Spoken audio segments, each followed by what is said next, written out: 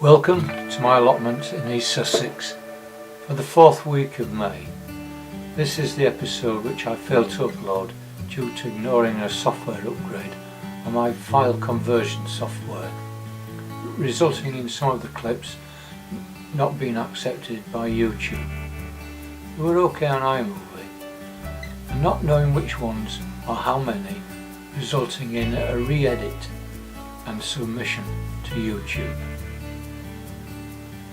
The weather for this week was muggy, with thunder and lightning, but strangely, occasionally, with no rain, and when it did rain, boy, did it not rain.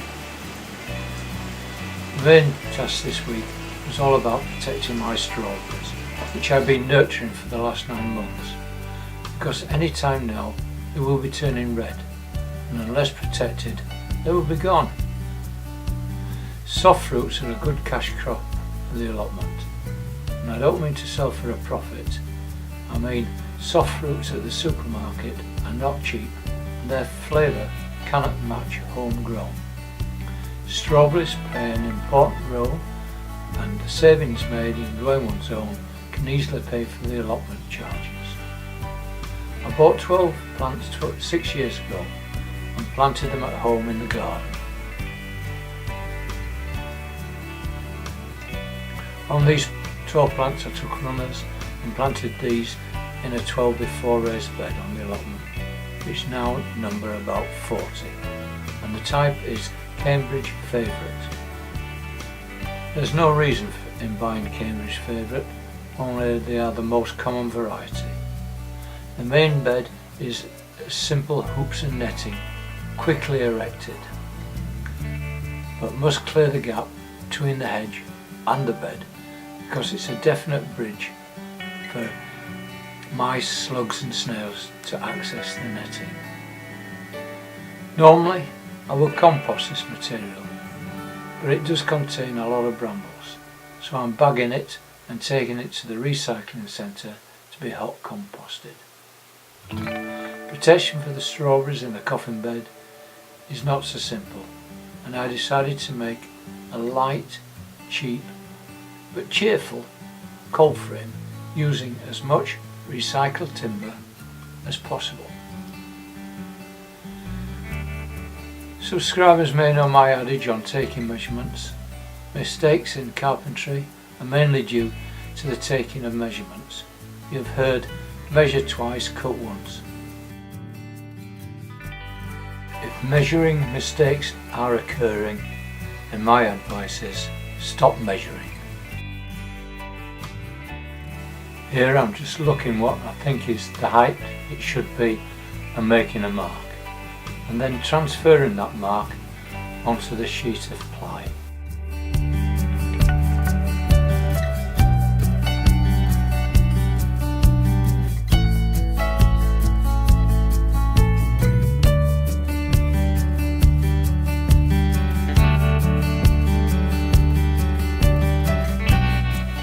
For camera purposes, clarity of showing it to you, I've enhanced the lines that I drew with a marker pen.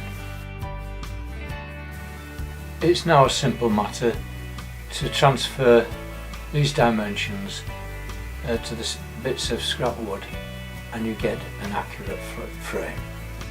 Back home, our recycling arrangements have changed with the local authority, in that we are no longer required to separate the different materials. It now goes into just one bin. I previously made a centre out of recycled roof demolition timbers to keep the various boxes separating the different materials. This can now go, and I will try to use as much of the timber in making these frames. I think there's enough timber here which will suit my needs, so I've shaped it in the shed and taken it down to site, and now it's time to cover them with plastic. A couple of months ago we bought a new bed and it came covered in plastic, and I've saved this, and I've used some of it on the polytunnel and some of it here.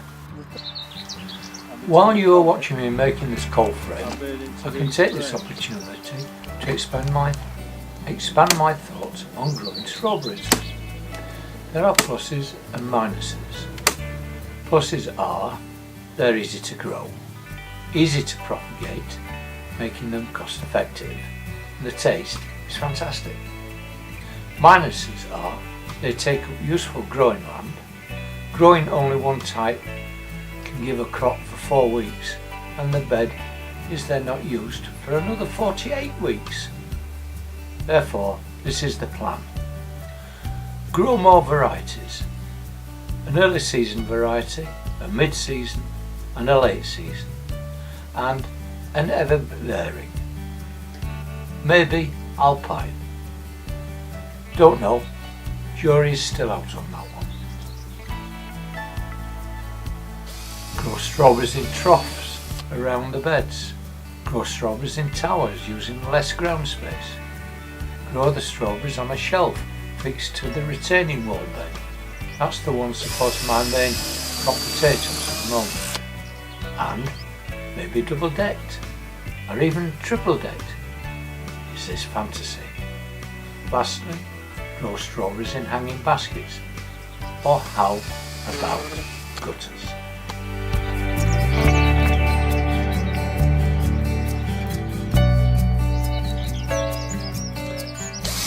I will be growing strawberries in this cold frame, which could bring forward a crop a month earlier. Well, there we go. It'll be interesting to hear your thoughts. I'll look forward to the comments.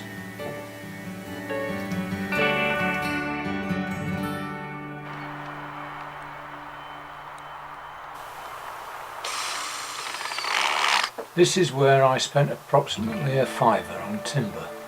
As for the lid, I required long lengths.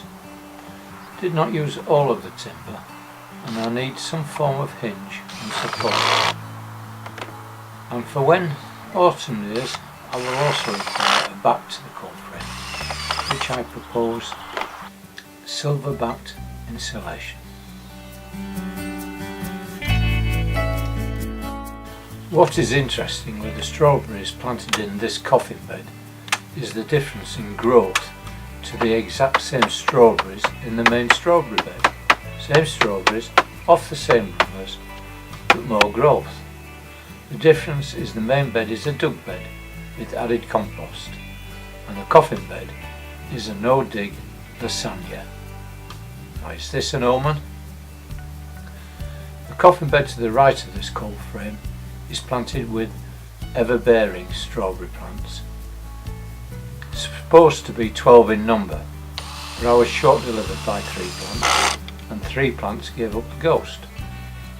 Not to worry, what remain I've taken, showing progress, and not allowed to fruit to encourage leaf growth, therefore anticipating some good runners this autumn.